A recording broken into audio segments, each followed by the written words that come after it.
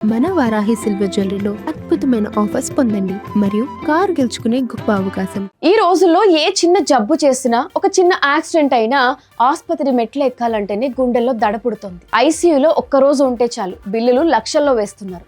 అందుకే మనందరం ఎంతో కొంత కష్టపడి హెల్త్ ఇన్సూరెన్స్ తీసుకుంటూ ఉంటాం. ఐటీ కంపెనీల్లో, ప్రైవేట్ సెక్టార్లోనూ పనిచేసే వాళ్ళకి ఆ ఆఫీస్ వాళ్ళు ఒక కార్పొరేట్ హెల్త్ ఇన్సూరెన్స్ ఇస్తారు. అది సరిపోదు అని చెప్పి మనం సొంతంగా ఇంకో పర్సనల్ హెల్త్ ఇన్సూరెన్స్ తీసుకుంటాం. అంటే మన దగ్గర 2 ఇన్సూరెన్స్ పాలసీలు ఉంటాయి.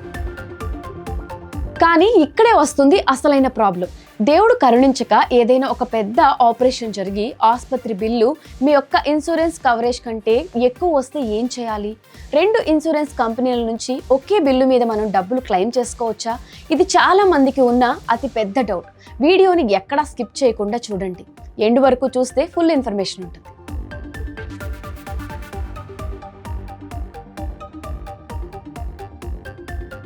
అసలు విషయానికి వస్తే ఒకే ఆసుపత్రి బిల్లును 2 వేరు హెల్త్ ఇన్సూరెన్స్ కంపెనీల దగ్గర క్లెయిమ్ చేసుకోవచ్చా? ఎస్, 100% చేసుకోవచ్చు. దానికి కొన్ని రూల్స్ అండ్ రెగ్యులేషన్స్ ఉన్నాయి. దీన్ని మీకు ఒక చిన్న ఎగ్జాంపుల్తో చెప్తాను, జాగ్రత్తగా వినండి. మీరు ఒక హెల్త్ ఇన్సూరెన్స్ కంపెనీలో పనిచేస్తున్నారు అనుకుందాం.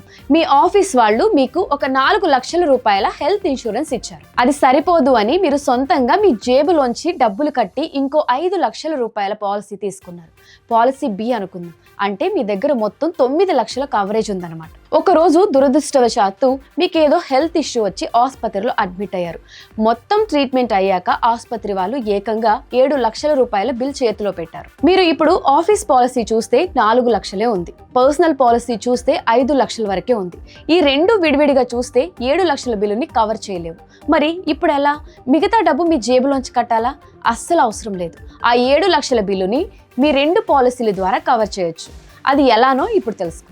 స్టెప్ నెంబర్ 1 వచ్చేసి, ముందుగా మీరు ఆసుపత్రిలో జాయిన్ అవ్వగానే మీ దగ్గర ఉన్న 2 ఇన్సూరెన్స్ కంపెనీలకి కాల్ చేయాలి.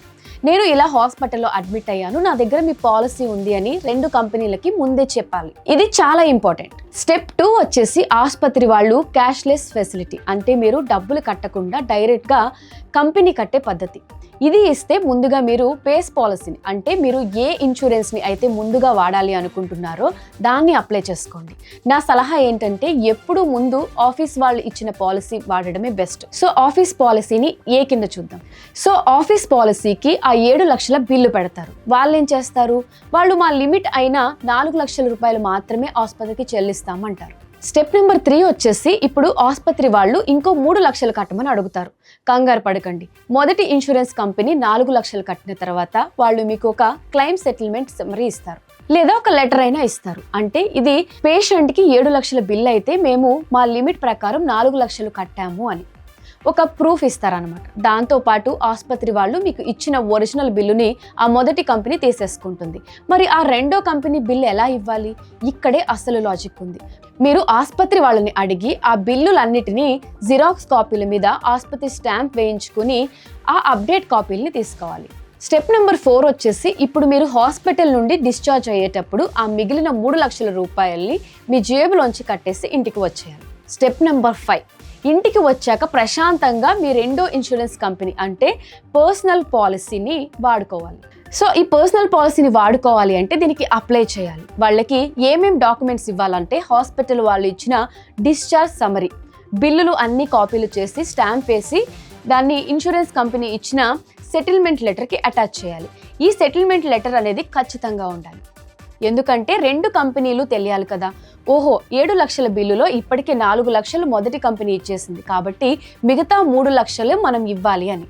మీరు ఈ డాక్యుమెంట్స్ అన్ని కరెక్ట్గా సబ్మిట్ చేస్తే 2 కంపెనీ వాళ్ళు ఆ మిగిలిన 3 లక్షల రూపాయల్ని మీ బ్యాంక్ అకౌంట్లో వేసేస్తారు. అంటే ఫైనల్గా ఏమైంది? 7 లక్షల బిల్లులో 4 లక్షల ఆఫీస్ పాలసీ ఇచ్చింది. మీరు కట్టిన 3 లక్షలు మీ పర్సనల్ పాలసీ వెనక్కి ఇచ్చేసింది. మీ జేబులోంచి 1 రూపాయి కూడా పడలేదు. వినడానికి ఇది కొంచెం ప్రాసెస్లా అనిపించిన 1 లక్ష రూపాయలు సేవ్ అవుతున్నప్పుడు ఆ మాత్రం పేపర్ వర్క్ చేసుకోవడం తప్పదు. కానీ ఇక్కడ మీరు గుర్తు పెట్టుకోవాల్సిన కొన్ని ఇంపార్టెంట్ కండిషన్స్ కూడా ఉన్నాయి. మొదటిది, కోపే లేదా కాన్స్ట్యూమర్స్ ఏ ఇన్సూరెన్స్ కంపెనీ కూడా 100% బిల్లు కట్టదు. గ్లౌజులు, మాస్కులు, కొన్ని రకాల కిట్లు వాళ్ళు కవర్ చేస్తారు. అవి మనం ఖచ్చితంగా కట్టుకోవాల్సిందే.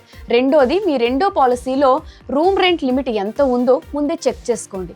మీరు రోజుకి 10,000 రూపాయల రూమ్లో ఉండి మీ పాలసీ 5,000 లిమిట్ ఉంటే ఆ మిగతా డబ్బులు కంపెనీ ఇవ్వదు. మూడోది, ముందుగా వాడుతున్న పాలసీ ఐడి కార్డ్, రెండో పాలసీ ఐడి కార్డ్ రెండు మీ దగ్గర ఎమర్జెన్సీ కిట్లో రెడీగా ఉంచుకోండి. ఇదంతా విన్నాక నాకు ఒక పర్సనల్ ఒపీనియన్ చెప్పాలనిపిస్తుంది. రెండు వేర్వేరు ఇన్సూరెన్స్ పాలసీలు మెయింటైన్ చేయడం కంటే ఒక మంచి బేస్ పాలసీని తీసుకోవడం చాలా మంచిది. అదనంగా 10 లేదా 20 లక్షల సూపర్ టాప్ అప్ పాలసీ తీసుకోవడం కూడా చాలా బెటర్ అండ్ చీప్. టాప్ పాలసీల ప్రీమియం చాలా తక్కువగా ఉంటుంది. 5 లక్షలు దాటిన ప్రతి బిల్లుకి ఆ టాప్ పాలసీ కవర్ చేస్తుంది. ఇది ఒక బెస్ట్ ఫైనాన్షియల్ ప్లానింగ్.